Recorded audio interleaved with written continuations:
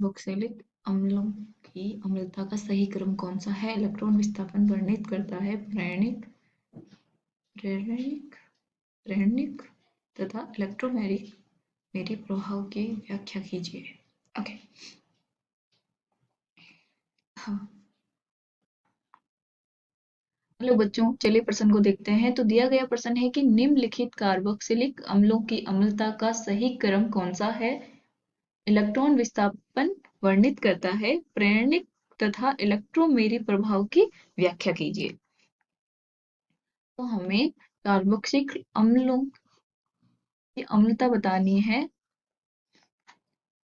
कि कौन सा सही क्रम है और वो इलेक्ट्रॉन विस्थापन वर्णित करता है या नहीं। ठीक है,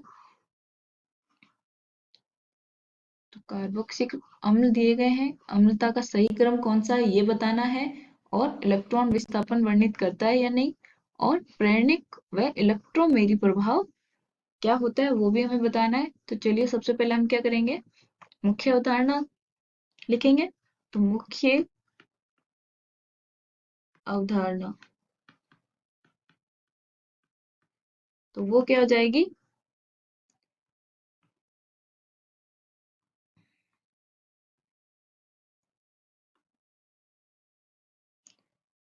इलेक्ट्रॉन विस्थापन प्रभाव।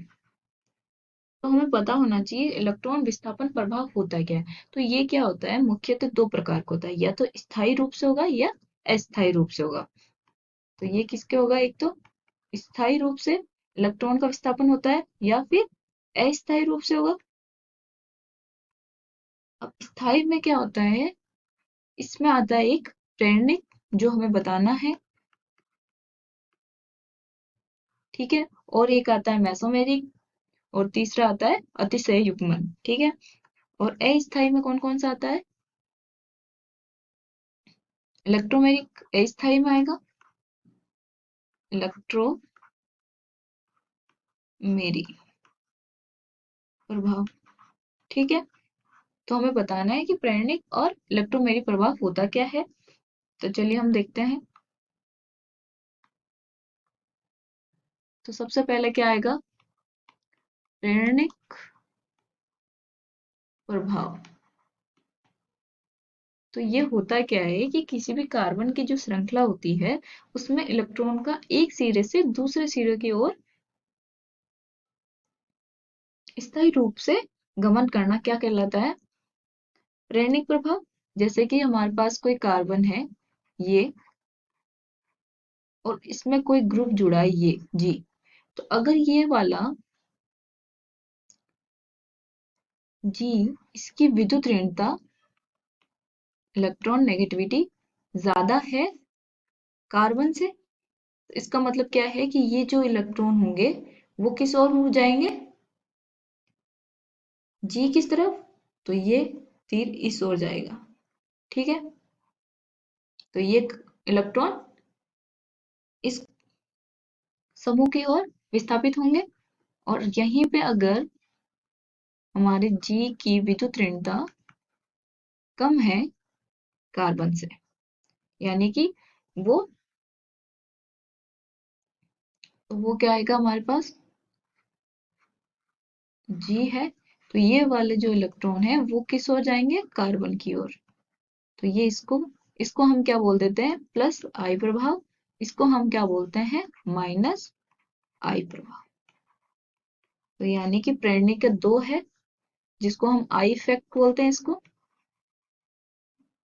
इसमें भी दो प्रकार है, प्लस आई इफेक्ट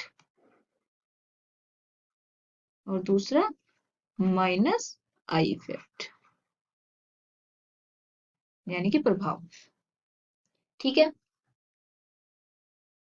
ये हो गया हमारा प्रेरणिक प्रभाव। अब दूसरा इलेक्ट्रो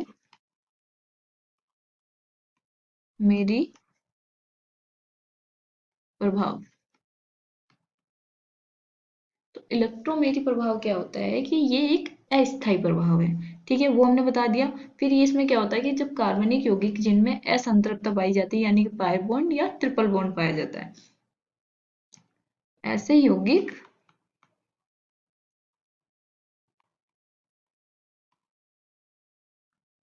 जिनमें असंतृप्तता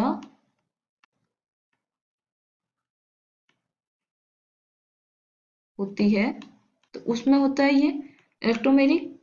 अब इसमें क्या होता है कि जैसे कि हम उदाहरण के तौर पे समझते हैं, देखिए, तो इसमें भी दो प्रकार के होते हैं, एक तो प्लस ई प्रभाव और दूसरा होता है माइनस ई प्रभाव।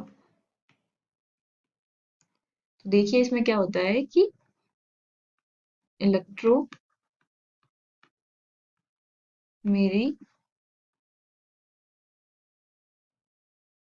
प्रभाव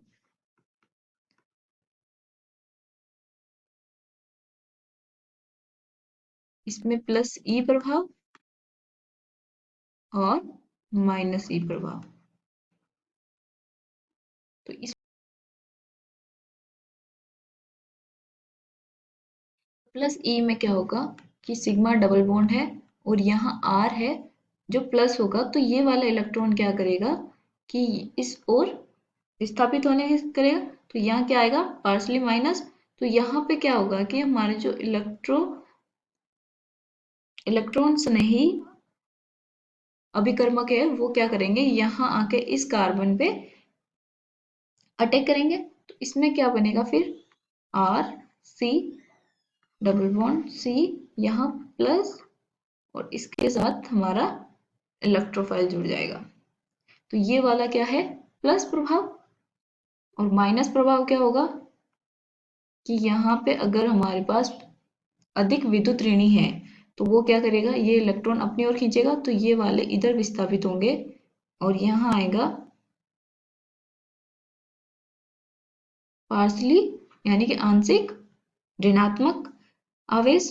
तो वहां पे हमारे पास नाभिक से नहीं क्या करेंगे, यहाँ जो पार्सली प्लस बनेगा आवेश बनेगा उस पे क्या करेंगे, ये जाके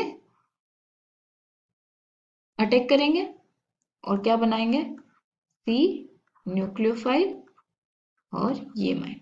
तो ये आ गया हमारे पास माइनस प्रभाव और ये आ गया प्लस प्रभाव। तो ये होता है हमारा इलेक्ट्रोमेरिक प्रभाव। अब हमें क्वेश्चन में क्या पूछा गया है कि जो एसिड दिए गए हैं उनकी अम्लता का सही क्रम है। तो उसके लिए हमें पता होना चाहिए कि जो प्रेरणिक प्रभाव होता है उसमें जो अम्लीयता होती है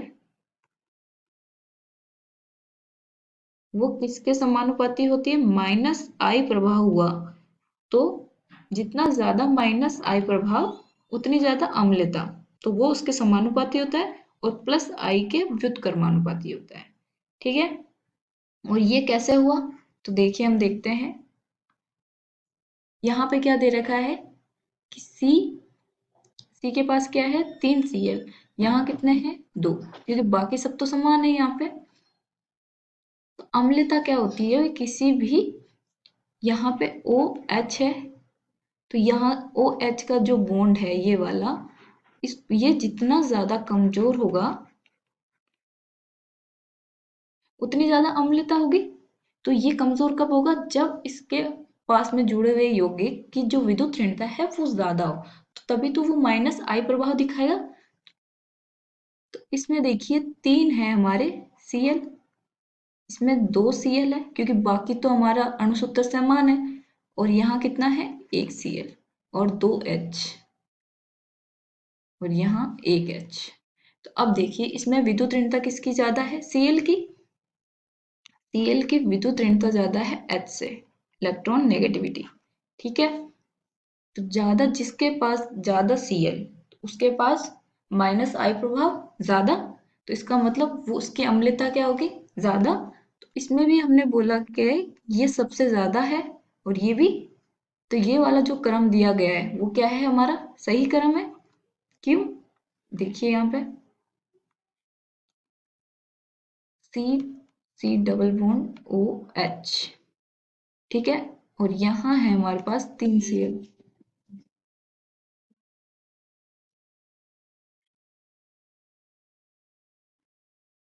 यहाँ पे हमारे पास है 3Cl, तो इनकी विद्युत ऋणता ज्यादा है, तो ये क्या करेंगे, अपने इलेक्ट्रॉन इस ओर खींचेंगे। तो ये वाले कार्बन, ये वाले इलेक्ट्रॉन किस ओर जाएंगे, इस ओर। तो ये वाले कार्बन भी किस ओर, इलेक्ट्रॉन किस ओर जाएगा, इस ओर। तो यहाँ पे जो ये OH का जो बॉन्ड है,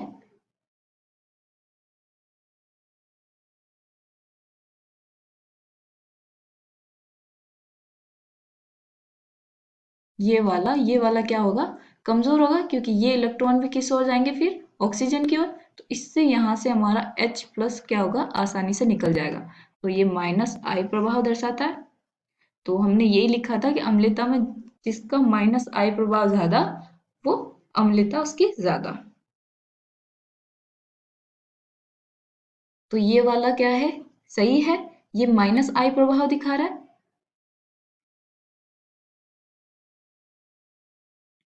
फिर यहाँ पे देखिए, ये वाला जो CH3 है, तो हमें पता है एल्किल ग्रुप हमेशा +I प्रभाव दिखाता है। तो जिसके पास ज्यादा एल्किल ग्रुप होंगे, एल्किल समूह होंगे, वो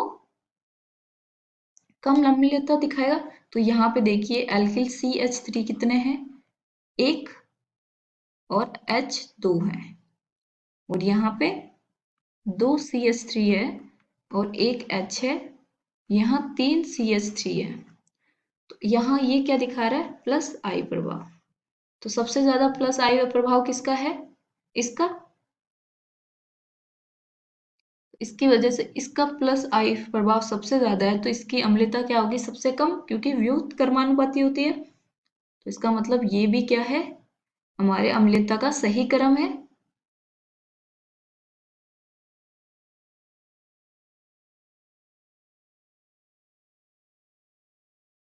सही क्रम है किसका, अम्लीयता। ठीक है, तो आशा करती हूँ आपको समझ में आया होगा। धन्यवाद।